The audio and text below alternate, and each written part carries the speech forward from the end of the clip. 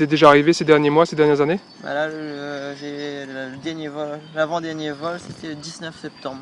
Le 19... Ah oui, donc ça remonte pas à 19 bien loin. septembre et le 20, le jour, j'ai appris ça le jour de mon anniversaire, le 20 septembre. Et à chaque fois, vous portiez plainte. Comment vous étiez reçu à la gendarmerie? Je porte plainte, ben, les gendarmes, c'est pas de leur faute non plus, hein, parce qu'ils savent pas qui est le voleur, comment interpréter ça, c'est pas de leur faute. Et il fallait attraper un voleur sur le champ. Et c'est donc depuis le 19-20 septembre que vous avez décidé de mettre un gardien? Oui.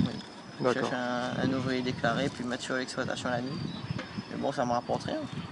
Je paye quand même 1400-1500 € par mois. Et Bon. voilà. Malgré tout, c'est lui qui vous a alerté lundi soir. Comment ça s'est passé? Oui. Le coup de fil est arrivé vers quelle heure? Le coup de fil est vers 17 h. 17 h. Ok.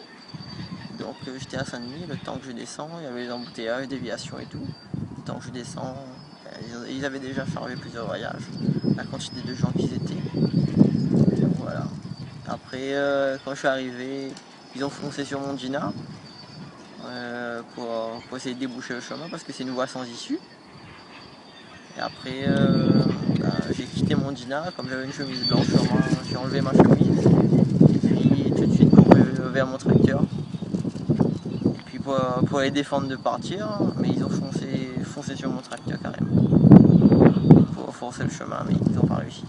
Malgré la nuit qui commençait à tomber, vous avez aperçu, entreaperçu? C'était vraiment la nuit. Combien de personnes dans ce véhicule vous avez pu voir? Dans ce véhicule, il y avait 4 personnes.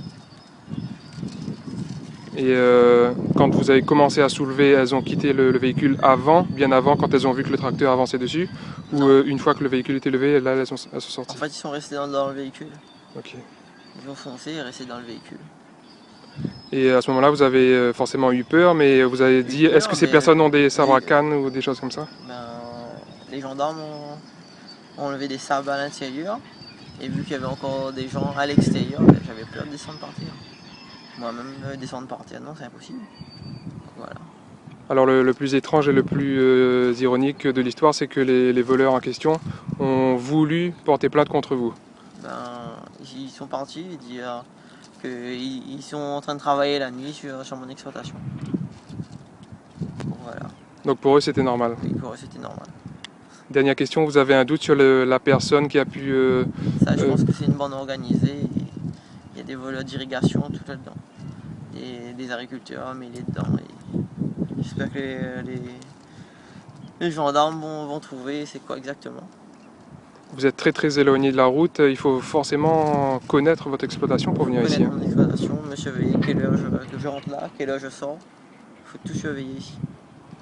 Et donc ils sont là, ils se placent à la station, ils se placent à l'aire du tabac, et de l'autre côté. Ils savent très bien quelle heure j'entre, quelle heure je sors, quelle heure mes ouvriers rentrent, quelle heure ça sort. Et ils n'avaient pas prévu que vous aviez embauché un gardien il y a quelque temps? Si, ils savaient qu'il y avait un gardien.